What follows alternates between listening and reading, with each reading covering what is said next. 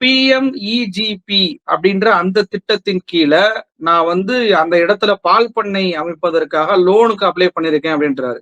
இதே அண்ணாமலை என்ன சொல்றாருன்னா, அந்த இடம் வாங்குனதுக்கே ஒரு பால் பண்ணை அமைப்பதற்கு தான். அதுக்கு கூட நான் லோன் வாங்கி தான் அத வந்து செயல்படுத்தக்கூடிய இடத்துல இருக்கேன். என்கிட்ட எந்த பணமுமே இல்லை என்று சொல்வதற்காக தான் இந்த வார்த்தையை அவர் பயன்படுத்துறாரு. ஆனா, அந்த திட்டத்தை சொல்லி மீண்டும் அண்ணாமலை சிக்கிக் கொண்டார்.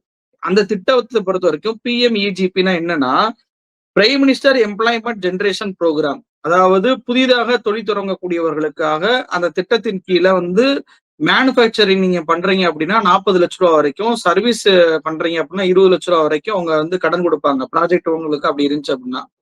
அப்படி அண்ணாமலை ஏன் இந்த திட்டத்தின் கீழ அப்ளை பண்றாரு? அவருக்கு ஆல்ரெடி ரூ. 20,00,000 ஆண்டு வருமானம் வருது. கேஷாவும் வச்சிருக்கிறாரு, வங்கியிலயும் பணம் வச்சிருக்கிறாரு, பல தொழில்கள் ஏற்கனவே பண்ணிக்கிட்டு இருக்கிறாரு. அப்படி இருக்கும்போது எதற்காக புதிதாக தொழில் தரவங்களுடைய திட்டத்தில் அண்ணாமலை இணைய வேண்டும்? அப்ப எல்லோருக்குமே இப்படிதான் பாஜகவை சார்ந்த அத்தனை நபர்களுக்குமே இப்படி முறைகேடான வழியில் வந்து லோன்கள் இருந்து கொடுக்கப்படுகிறதா? மக்களுடைய வரிப்பணம் வீணாக்கப்படுகிறதா?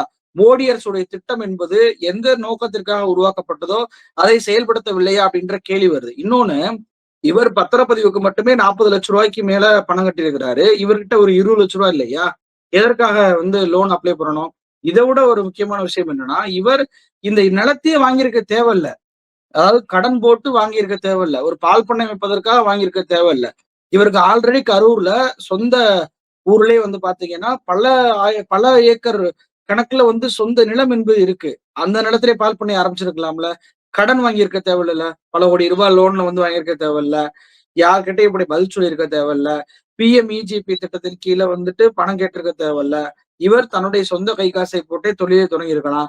அப்புறம் ஏன் கோயம்புத்தூரோட நிலத்தை வாங்குனீங்க அப்படின்ற கேள்வி வருதா இல்லையா? அப்ப இந்த திட்டத்தையுமே இவர் கொடுத்த அந்த அறிக்கையின் மூலமாக முறைகேடுகள் நடக்கிறதோ அப்படின்ற சந்தேகம் நமக்கு வருது.